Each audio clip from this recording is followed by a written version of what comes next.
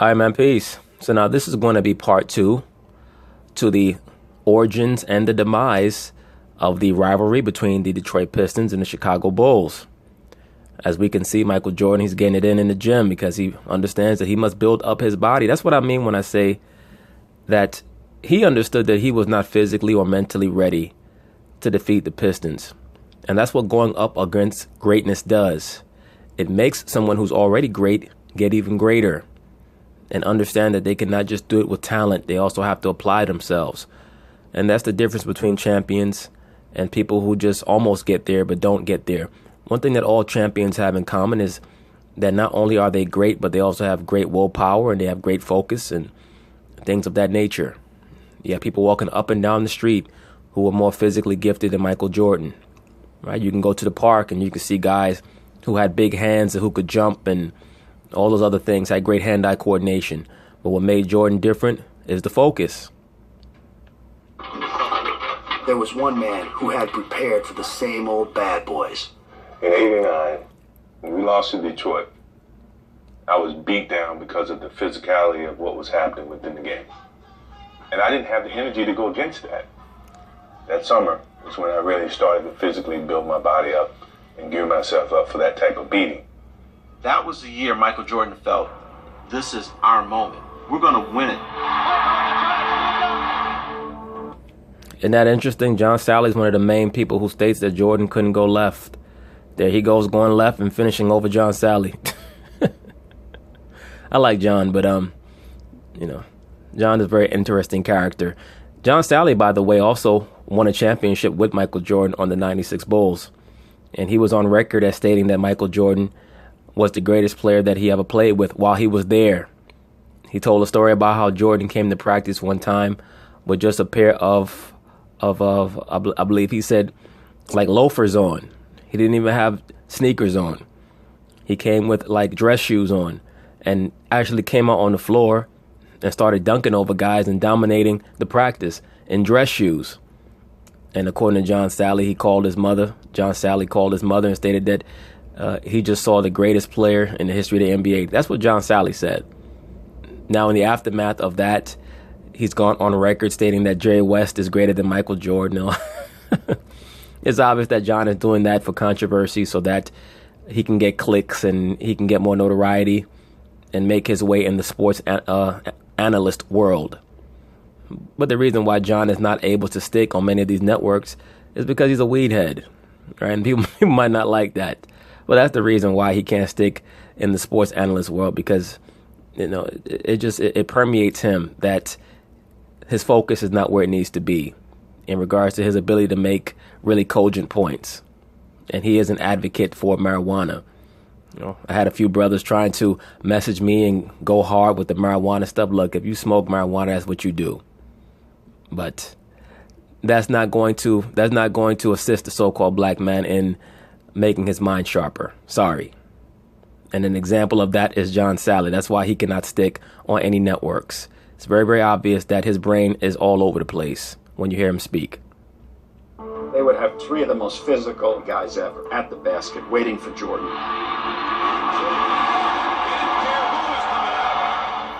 You had to be mentally tough and physically tough to beat him. Here's Jordan on the drive against Lambeer. Jordan rules tonight.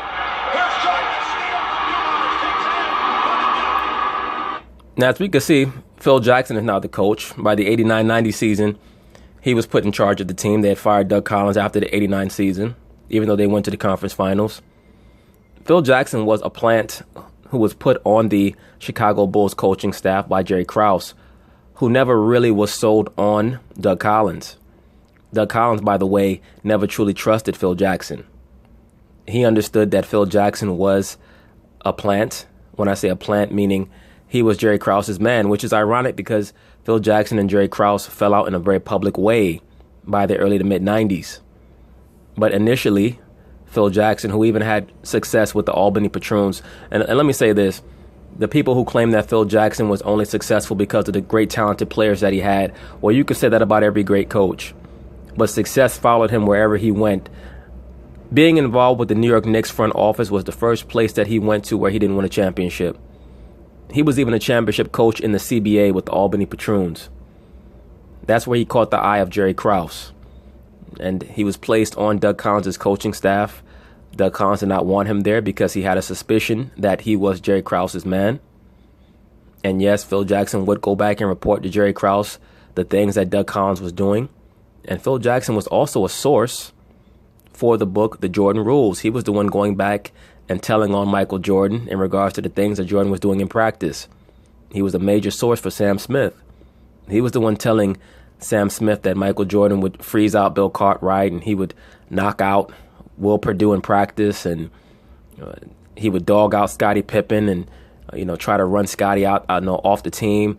The things that Jordan was doing to Brad Sellers, how he was cursing out Horace Grant, all those things, Phil Jackson was the source on that information.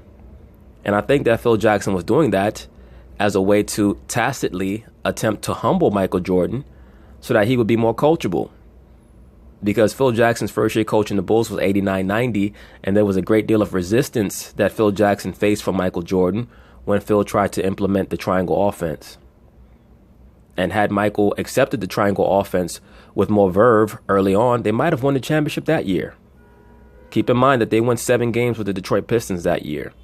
Had Jordan accepted it from the jump, who knows? They may have had home court that season instead of the next one, and may have gotten even one more championship. But either way, Phil Jackson was someone who who was viewed as a plant, and for good reason. The Jordan rules no longer worked because Michael had some help now. Scottie Pippen had come into his own as an all-star, and the sidekick had to be dealt with. This is how the Pistons thought. Yo, Mark Aguirre was so dirty, man. That dude was dirty. Big bully. Supposedly, if I remember correctly, he challenged Pippen to a fight outside of Chicago Stadium, if I remember correctly, during that series. If one of you brothers remember, you can inform me on that. I remember, I think it was after Game 1 or Game 2 in Chicago where he challenged Pippen to a fight outside the stadium. Thought back then, Michael's going to do his thing, but we can't let Scottie have any confidence. You see Mark Aguirre bust him in his back.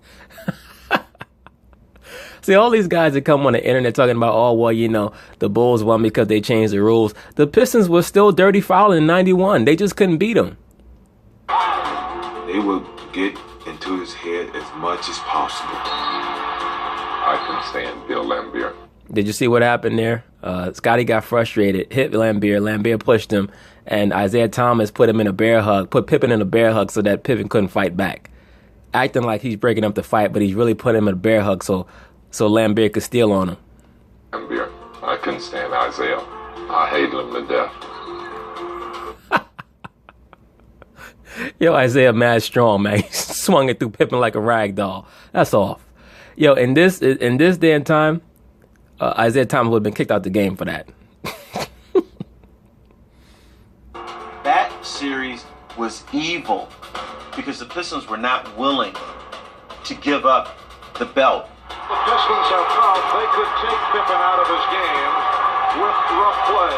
So now you have these two titans colliding with each other.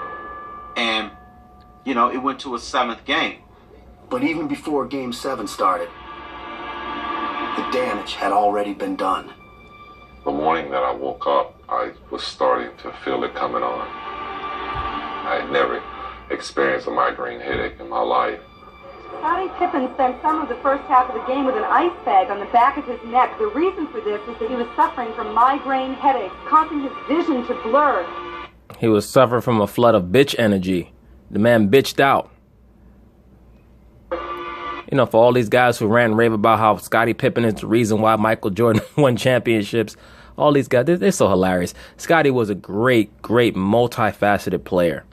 But it took him years to become that guy. It really wasn't until 91 that Scottie became a great complementary player. The 90-91 season. 89-90, he stepped up and started to achieve all-star level play. 90-91 is when he became an extremely proficient wingman. Complementary player to Jordan. Played great defense, all-around play, good offensive player, especially if in transition. could rebound. You know what series Scottie Pippen was great in? If you really want to see how great he was, if you brothers want to check out how great he was with Jordan, look at the 93 Eastern Conference Finals against the Knicks. Jordan struggled shooting in that series, and Pippen was great in every game. He was great in every game except, I think, Game 4. But he was phenomenal every game, especially Game 5, the game that Jordan got the triple-double, and they were able to stop Charles Smith at the end. Pippen was dominant in that game. Him and Jordan were dominant, but Pippen was great that entire series in 93 against the Knicks in the 93 Conference Finals. Maybe it was the pressure of the game. As the pressure grew, the pounding grew. Did you hear that? Scottie Pippen said as the pressure grew, the pounding grew. In other words, what? Scottie Pippen is not an all-time leader. He's just not a lead player. That's why I call him an all-time great complimentary player. Cats get mad at me when I say that, but it's the truth. He was a great complimentary player. Him and Jordan did not have a partnership. Sorry. But, all-time great lead players, they don't say that. You're not going to hear Kobe say, I couldn't answer the bell, the pressure was too great. Right? He's not going to say that. I wasn't myself out on the basketball court. Scottie Pippen has not been any factor. I wasn't able to answer the bell.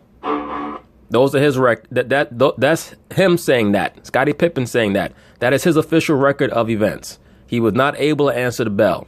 For all you guys who want to act like Michael Jordan owes Scottie Pippen for all them championships, okay? He said that. Now, he grew on to become a very, very impactful player, but that's him saying he was not able to answer the bell. I can't speak for Scottie Pippen. I can only talk to the Detroit Pistons, and unless you can't physically walk or you get carried off the court, you're playing basketball. Great defensive play by Isaiah there.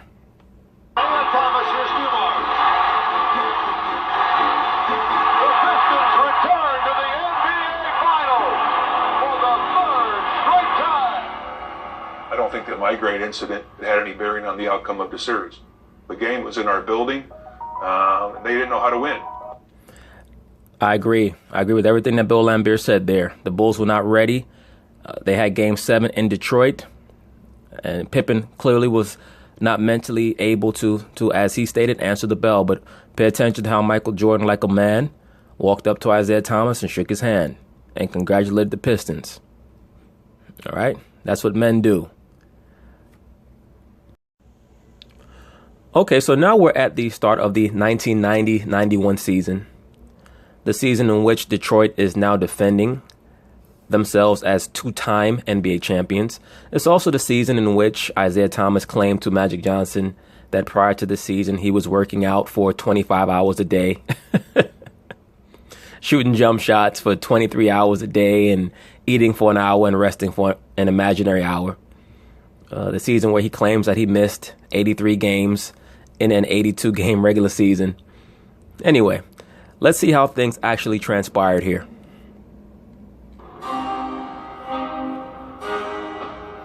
The Detroit Pistons had played in 3 straight NBA Finals and won 2 championship rings. But the grind had taken a toll. Hey, look at this. Now, I believe that this is the hallway in Chicago Stadium. Maybe in Detroit. Either way, it doesn't really matter. Point being, pay attention to the color scheme in this hallway here.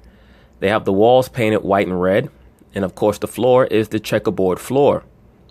And I may have mentioned this, I believe, either in the Wicca video that I did or the Kyrie Irving Christmas video. But I believe that it was the Wicca video. That the checkerboard floor and the splash of red, or the colors of white, black, and red, are used by the Catholic Church in how they adorn their priests.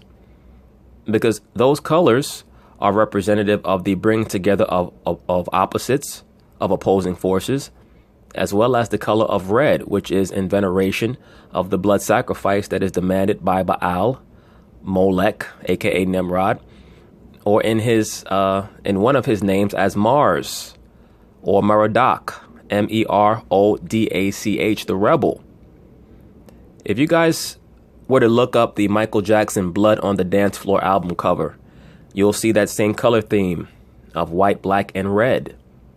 Michael Jackson is dancing on the checkerboard floor, and of course they intermingle the color red, and the title of the album once again is Blood on the Dance Floor.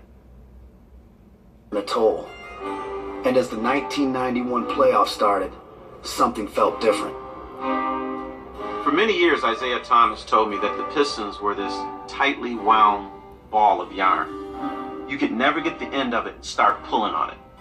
But we knew that in 1991, the strands were unwinding.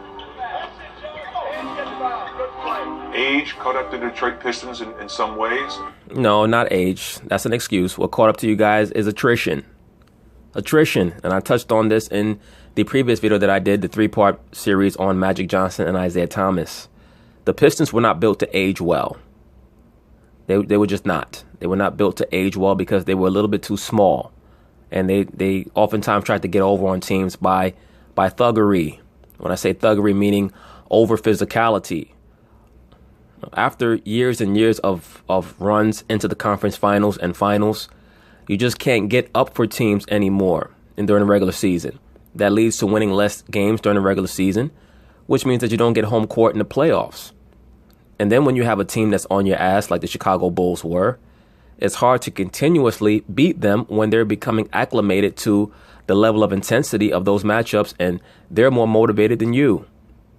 Point being is this: Isaiah Thomas in 1991, I believe, was 29, about to turn 30.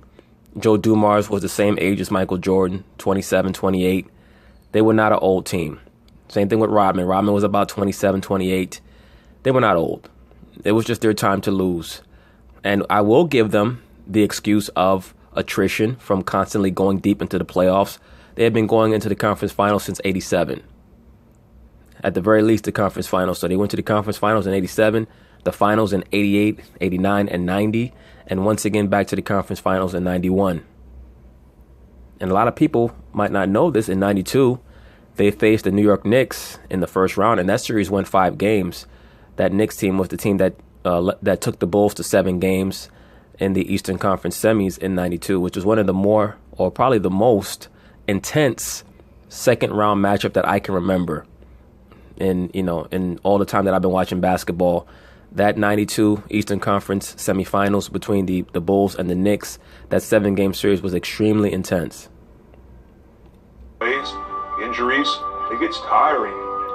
87, 88, 89, 90, 91, like 5 straight years. You're playing until at least early June. It was just mental fatigue, physical fatigue. Also, please keep in mind Dennis Rodman, and I'll probably do a separate video on him. There's no doubt in my mind that he's an asset. He's constantly being sent to North Korea by the CIA, in my view. I have little doubt that Chuck Daly was his handler originally, and that's why he lost his mind when Chuck left. He also had a series of issues with his teammates. Vinnie Johnson allegedly slept with his wife, and he just fell out with many of his teammates. He no longer trusted them. And please keep in mind that Dennis Rodman never had a real family. His mother was abusive. Eventually, he moved in with a Caucasian family. The dynamics of his relationship with them, I don't think will ever truly be revealed. The time period that he spent with them. Anyway, he ends up in the NBA, pretty much a pilgrim, never really having a place to stay until he gets comfortable with that team framework, that quote unquote team family atmosphere.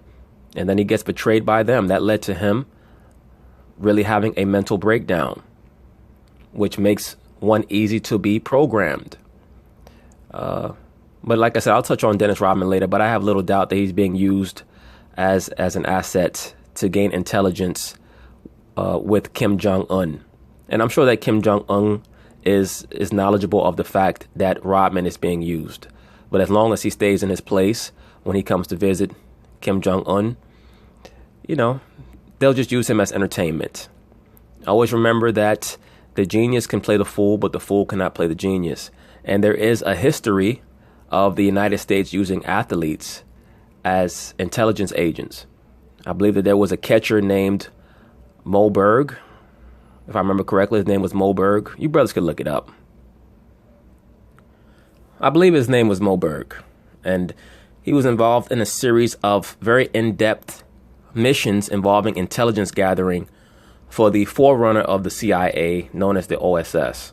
I believe he took a lot of footage in Japan, and he took some tours throughout Europe trying to convince some scientists there to come to the U.S. But once again, you brothers should look him up. His name is Moberg, first name M-O, last name B-E-R-G. But please keep in mind that athletes being used as intelligence operatives is nothing new. They've been doing it for many, many, many years. And as I've stated, they do have many assets sprinkled throughout the professional sports world. I know a lot of brothers poo-poo it. They might think that it's ridiculous, but it's very real. All right, some of them are monarch athletes. As a matter of fact, most of them that would be used for intelligence gathering would be monarch athletes. A lot of the high-profile thoughts, I've mentioned this before, a lot of the high-profile thoughts like, what's this girl's name? Black China and Amber Rose and these other females, a lot of them are involved in monitoring the monarch athletes, the Kardashians. I'm on record as saying that they're a witch coven, but they're also utilized to monitor many of these high-level monarch athletes. But, it is what it is. But look him up. His name is Moberg, and I have no doubt that Rodman is being used for the same purpose in regards to U.S. relations with Kim Jong-un. Or he may be a courier. Who knows? He may be someone who's involved with relaying messages to Kim Jong-un. And then, of course, getting the response and bringing it back to the U.S. We had a long run, and a lot of the things came crumbling down on us at that point. They managed to get back to the conference finals. And one more time, the Bulls were waiting.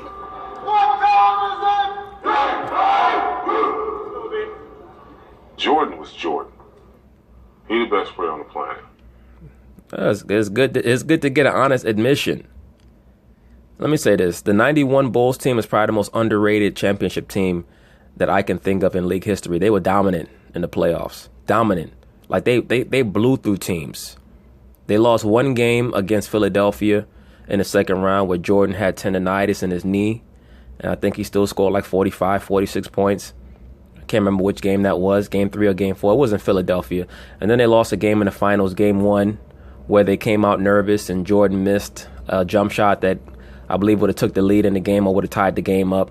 This was after Magic hit Sam Perkins for a wide open 3 in transition. Other than that, they blew the Lakers off the floor. They blew the Pistons off the floor.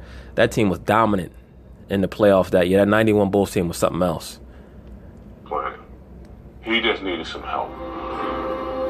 And that 91 series, Scottie Pippen grew up. We had no answer for Michael or Scottie. I knew that we couldn't beat the Bulls. We couldn't beat them at all, no matter what we did. See that? Once again, they were still doing the same dirty fouls. Guys saying that they changed the rules so that the Bulls could win. That doesn't make any sense. They were still fouling dirty. The difference was the Bulls were just matured physically, mentally, and they would not allow Detroit's tactics to throw them off their game. They were just ready. And, the best Bulls team against the best Pistons team, the Bulls beat them. Say the 91 or the 92 Bulls team against the 89 Pistons, the Bulls still win.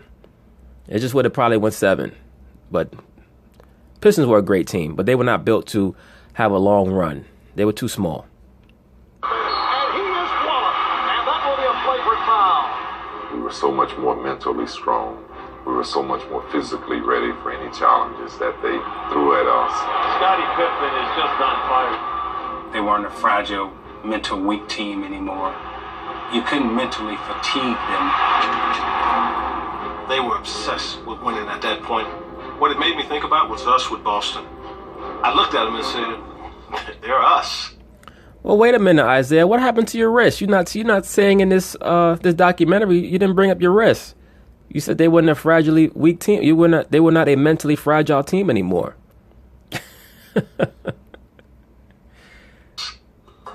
The Bulls won the first 3 games and weren't shy about letting the press know how they felt about the bad boys. Today, Michael Jordan claims that the whole league will rejoice over the demise of the so-called... Once again, this was the consensus amongst those players. That was never really the consensus back in the mid-'80s when it came to, in the early '80s with Philadelphia, the mid-'80s with Boston. That everybody will be happy when they're gone. Now, don't get it twisted. The Celtics, they were a team that toed the line also in regards to physical, borderline dirty play, but nothing as flagrant as the Pistons. And you hear so many players from that era talk about the Pistons. They don't talk about those other teams. So there was a difference in the style of play that the Pistons utilized as opposed to other teams. And cats can get mad about that. They're just scrutinizing the Pistons. Everybody played that way. That's not true. The Pistons took it up to another level. And then on top of that, they were also better than everybody. I had never seen a team speak about a champion that they were getting ready to dethrone that way. When Michael Jordan said the Pistons were bad for basketball, they were poor champions, that struck the Pistons in the heart, struck Detroit in the heart. Isaiah Thomas is coming out of the game. Bill Laimbeer right off the bench to hug his teammate. When the run's over, you know it's over. And it was over for us. A new basketball king will be crowned. What we were doing was just giving respect to each other. As a brother who's been down with me in this struggle, in this battle, thank you. This is a very touching scene. They're almost breathing, I guess, a sigh of relief, carrying a heavy burden all season long. It's 112-89, Chicago with a minute left in the Pistons season. Jordan and Pippen just chilling. Which club we going to after the game? I don't know. The one on 8 Mile got the best hoes. Our interest was really heightened in what was going on around the... Yeah, Mark Aguirre. I already mentioned this in the previous series with Isaiah Thomas and Magic Johnson. You can read Mark Aguirre's lips. He said, fuck them. And Laimbeer just on the bench chilling. He's not even thinking about it. It's not even a question for him what he going to do. Around the benches. That story was more important than anything was going to be going up and down that court. Everybody was waiting.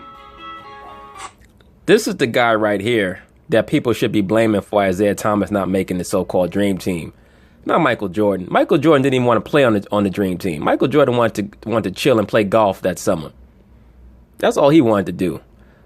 Chill out, play golf, work out, and go bone some of his side chicks. He wasn't trying to go to Barcelona, but they talked him into it because that was part of the image that the NBA wanted to convey and to push the league globally.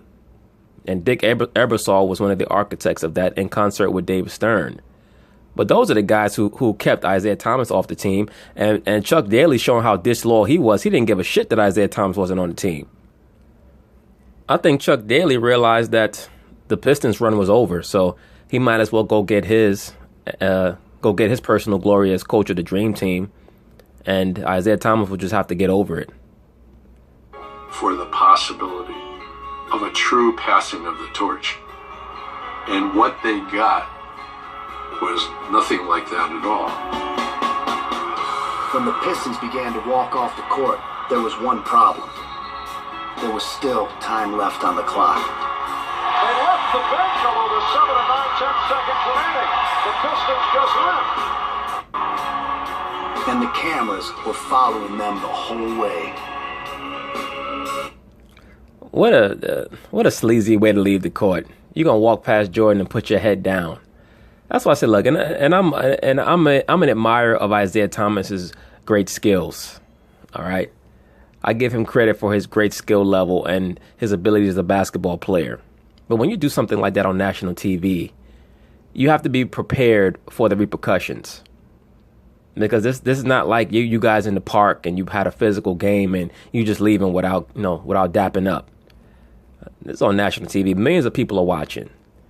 And you cannot allow yourself to be led astray on some fake gang shit like, nah, we're not going to recognize them niggas because they don't claim our set. Like, come on, man. You got to think a little deeper than that. And I think that Isaiah Thomas realizes now, almost 27 years later, that had he just shaken those men's hands and thought on a more macrocosmic level that everything after that would have been different. He would have been on the Dream Team had he shaken Michael Jordan's hand and Scottie Pippen's hand. He would have been thought of closer to Magic and Bird as being emblems of that era in the 80s than he has been. He's been a very much a forgotten figure, all because of this moment right here. Bill Laimbeer is walking all up like this. Yeah, because that's his character. That's who Bill Laimbeer was. Isaiah Thomas is a person who, as I've stated previously, has a lot of passive-aggressive traits. So even when he was trying to stand, along with the team, he put his head down because deep down he knew that, that he's different from Bill Laimbeer. Right? He's not Bill Laimbeer. He's one of the touchstone figures of the league. He should have shaken the man's hand. This, and Isaiah just dips around him. But the way it looked like Isaiah was trying not to be seen. Watching them. He wasn't dipping around nobody. He was putting his head down so that he couldn't make contact with Jordan, eye contact. He didn't even want to see Jordan in his periphery. Watching them walk by our bench and not even have the dignity to raise their head up. I don't even know if I'd have shook their hands anyway. Great champions usually do the right thing. To be honest, it looked like they were doing a perp walk. And these guys conducted themselves like street yard bullies.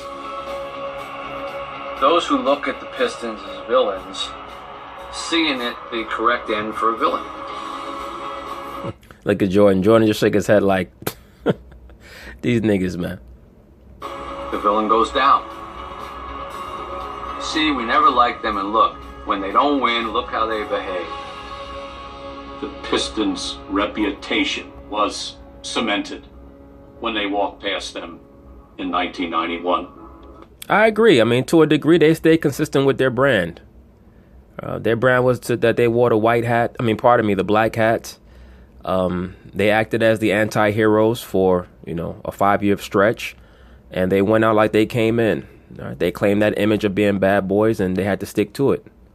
A lot like how Tupac, he started playing Bishop, and he started to actually live out that character. He did not know how to come back into reality, and that led to his demise. But that's a whole other issue for another day. Very, very similar to the Pistons and Isaiah Thomas especially. They fed into that bad boy mentality, and they had a hard time getting out of it. Do you stand behind your statement then, Michael, that people around the league will rejoice that this is the end of dirty basketball? I hope so, except for Detroit. I mean, you saw what type of class they had in terms of walking off the court in defeat. But, that's them. That's their nature. We expected it. In the beginning of this series, if they said they'd have won 4 straight, nobody here would have believed that. They won. What did they do differently? They won. You knew someday it was going to come to an end. Did you think it would feel this way when you did? I mean, is this the way it's supposed to feel when you... They won. That was the original. Both teams played hard. Hey, that's why I say there's nothing new under the sun. Guys were doing that way back then, just repeating the same phrase over and over again to the media. It was nothing new when Rasheed Wallace did it. But that shows you once again the importance of having a top-level coach. That's the difference between going out in the second or third round and winning championships. Phil Jackson was the difference with Chicago in regards to his ability to stabilize them mentally and to be able to attain a trance-like state of serenity on the court where they did not get nervous in big spots. That's what brought them down the previous year when Pippen could not deal with the pressure. So, kudos to Phil Jackson. Might give the Bulls no credit. The team walked off that afternoon. But as always, everything pointed back to the star who'd been the face of the Pistons since the day he was drafted 10 years earlier. What this team accomplished was history. It cost him. It cost him that he wasn't a beloved character in the history of the National Basketball Association. I agree. He should have been. The following summer, when the Dream Team dominated the Barcelona Olympics, Isaiah Thomas was left off the roster. Yes, at the behest of Dick Ebersol and also at the behest of Mr. Magic Johnson. That's why I'm happy that that whole issue between him and Isaiah Thomas came out. They've been blaming Michael Jordan for that for years. Of course, Michael Jordan did not want him on the team, but Jordan himself didn't even want to be on the damn team. He wanted to chill out at home. All right. Magic Johnson wanted Jordan to be on the team because he was trying to use a lot of the energy that would have been generated by Jordan being on the team to get attention for himself. Even in this photo, look at who Magic Johnson is looking at. He became infatuated with the energy of Michael Jordan, who seemed to almost have like a Tony Stark. Like Tony Stark has that has that generator in his chest. That's how Jordan was. Isaiah Thomas was on record years ago as stating that the difference between Jordan and all the other guys of that era is that Jordan seemed to have this interminable level of energy. And Magic was trying to feed off of that. That's why he desperately wanted Jordan to be on the Dream Team. And more than 20 years later, no one's forgotten what was seen as his final act. In my mind, the walk-off against Chicago Bulls was Isaiah Thomas's idea. Well, you're supposed to be a reporter, so you're not supposed to get on TV and say in your mind. You're supposed to get to the bottom of it. Was it Isaiah Thomas's idea or not? A lot of times people will attribute the genesis of ideas to a certain person who they feel like has mastermind traits. So I understand to a degree why he feels like Isaiah Thomas came up with it. But, I mean, it's a possibility that somebody else came up with it, and Isaiah Thomas just said, okay, no problem. That was engineered by Isaiah.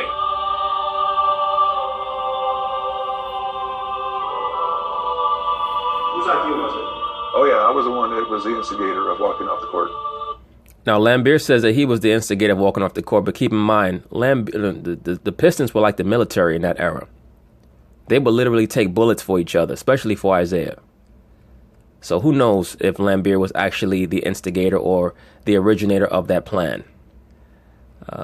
Because even if he wasn't, if Isaiah was, I have no doubt that he would take the blame for it. Did it feel good doing that? Did it feel good for me? Absolutely. To me, it's not important whose idea it was. We were a team, and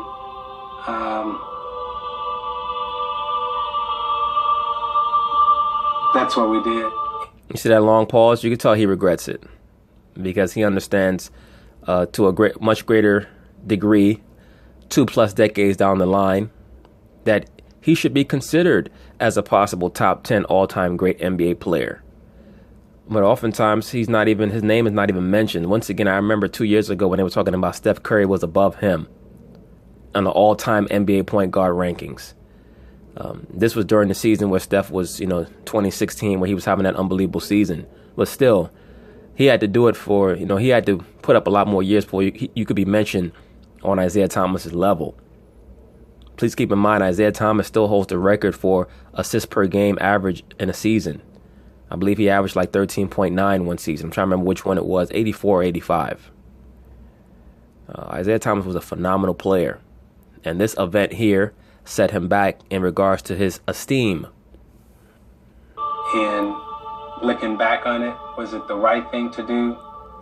Should we had been bigger? Yeah. I agree. The walk-off may have been controversial, but what wasn't up for debate was this. It was the end of the bad boys. You're up on top. Eventually, you're going to go down. But they were great soldiers. It had taken Jack McCloskey 10 years and 38 trades to build a championship team. After the 1991 season, the demolition began. If the rise was ugly, the breakup had to be ugly too. There was just no pretty way to say goodbye to the bad boys. Over the next few years, the team's aging veterans were dealt away.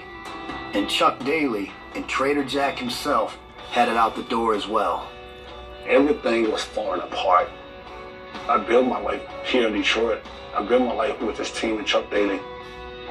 You hear that? He said he built his life with the team and Chuck Daly. Notice how he mentioned explicitly Chuck Daly. Chuck Daly is a person who I mentioned before has a CIA background. I have no doubt that he understood how to handle Rodman, and I will capitalize the word handle. Once Chuck Daly left, Dennis Rodman went through self-destruct programming. He considered killing himself. That's when he started with the excessive tattoos and the dyeing of the hair. Okay? He went through self-destruct programming. Also, he had a mental breakdown because he allowed himself to fall in love with a whore. Once I knew that was gone, I pretty much just went rebellious quick. Look at this shit. Rodman, of course, had a second NBA life ahead of him in Chicago. Yes, because Phil Jackson, another handler, knew how to keep him in line. Chicago, of all places. As for the heart and soul of the Bad Boys, the end of their story was almost too fitting. I set a big hard screen on Isaiah in practice, and he didn't like it. He ended up taking a swing and hitting me in the head. It broke his hand, unfortunately, for the team. But that just was another example of how the time had passed. And it was time to go and move on. I agree. And that team, the Pistons, they were like piranhas. And when there's no more food in the tank to feed the piranhas, they'll start to eat each other. And that's what happened with the Pistons.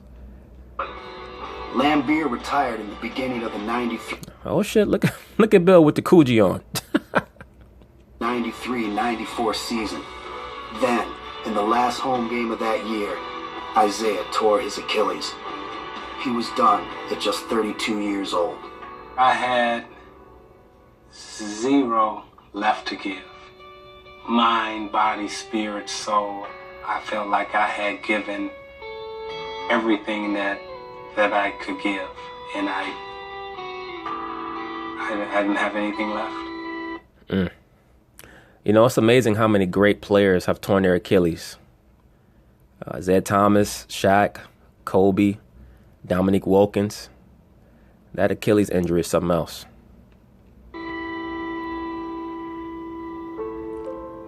Joe Dumars stuck around the longest, till 1999, which meant he was around to watch Jordan and the Bulls win all 6 of their titles. Jordan a drive, hangs, fires, yes!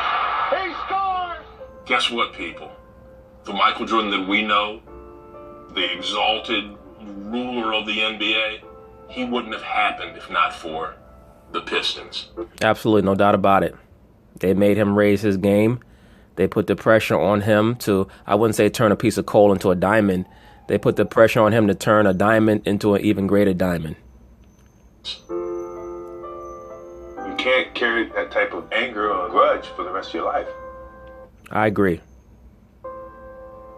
And the team pushed us to a certain level. I don't think we would have won those 6 championships without getting over that hump of Detroit.